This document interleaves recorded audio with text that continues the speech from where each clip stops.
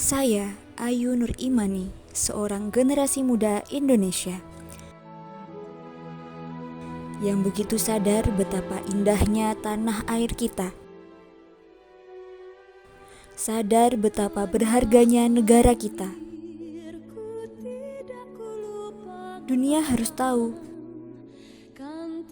bahwa kita adalah bangsa yang besar. Dan sungguh, saya mencintai negeri ini dari Sabang sampai Merauke.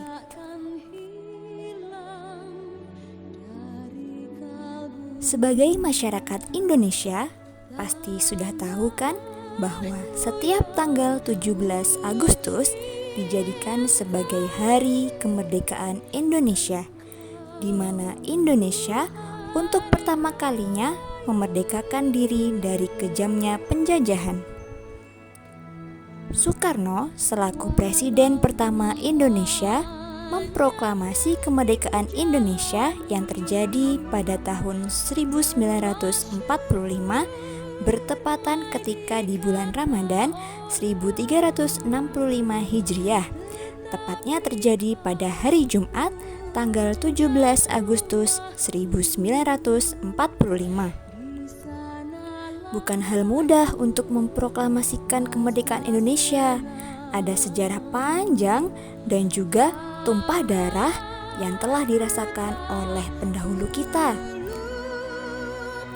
Berikut ini beberapa sejarah yang memutuskan tanggal 17 Agustus menjadi Hari Kemerdekaan Indonesia.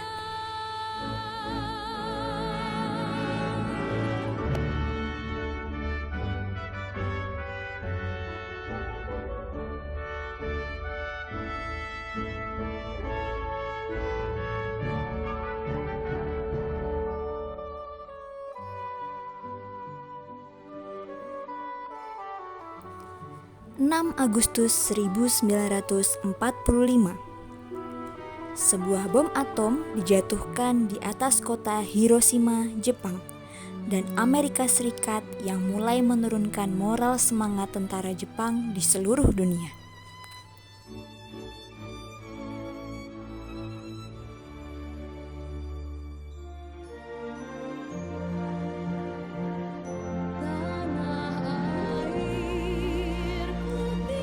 Agustus 1945.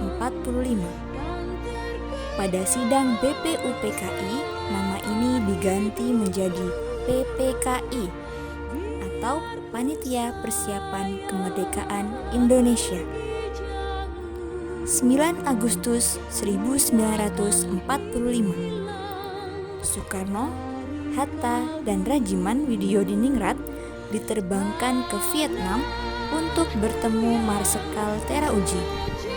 Mereka juga dikabarkan bahwa pasukan Jepang sedang menuju kehancuran.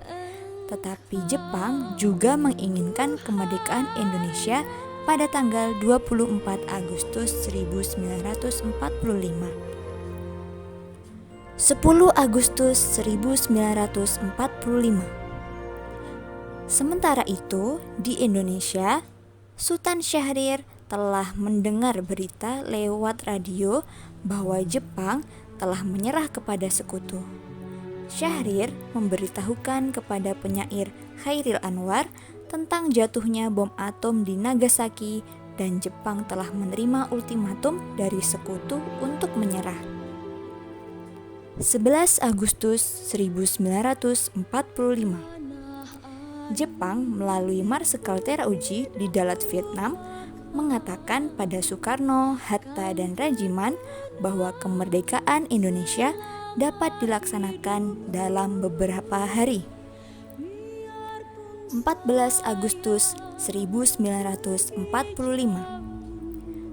Saat Soekarno, Hatta, dan Rajiman kembali ke tanah air dari Dalat, Syahrir mendesak agar Soekarno segera memproklamasikan kemerdekaan karena menganggap hasil pertemuan di Dalat sebagai tipu busuk Jepang. Soekarno belum yakin bahwa Jepang memang telah menyerah dan proklamasi kemerdekaan Republik Indonesia saat itu dapat menimbulkan pertumpahan darah yang besar serta berakibat sangat fatal jika para pejuang Indonesia belum siap. 16 Agustus 1945. Peristiwa Rengas Dengklok.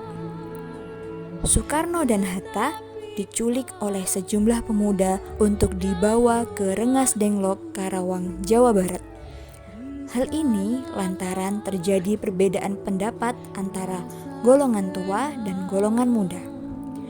Rupanya, hal ini dilakukan agar keduanya tidak terpengaruh Jepang dan segera memproklamasikan kemerdekaan Indonesia.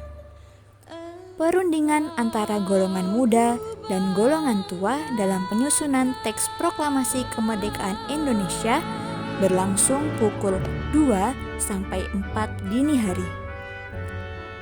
Teks proklamasi ditulis di ruang makan Laksamana Tadashi Maeda di Jalan Imam Bonjol nomor 1.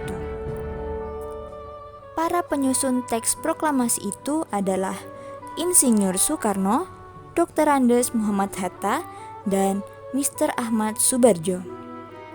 Konsep proklamasi ditulis oleh Insinyur Soekarno sendiri. Di ruang depan hadir Sayuti Melik, Sukarni, dan Sudiro. Sukarni mengusulkan agar yang menandatangani teks proklamasi itu adalah Insinyur Soekarno dan Dr. Andes Muhammad Hatta atas nama bangsa Indonesia. Teks proklamasi Indonesia diketik oleh Sayuti Melik. 17 Agustus 1945. Pembacaan teks proklamasi. Pagi harinya, 17 Agustus 1945, di kediaman Soekarno, Jalan Pegangsaan Timur nomor 56, pada pukul 10 pagi, pembacaan teks proklamasi pun dilakukan oleh Soekarno. Kemudian disusul pengibaran bendera merah putih yang telah dijahit oleh Ibu Fatmawati dan Indonesia dinyatakan telah merdeka. Proklamasi.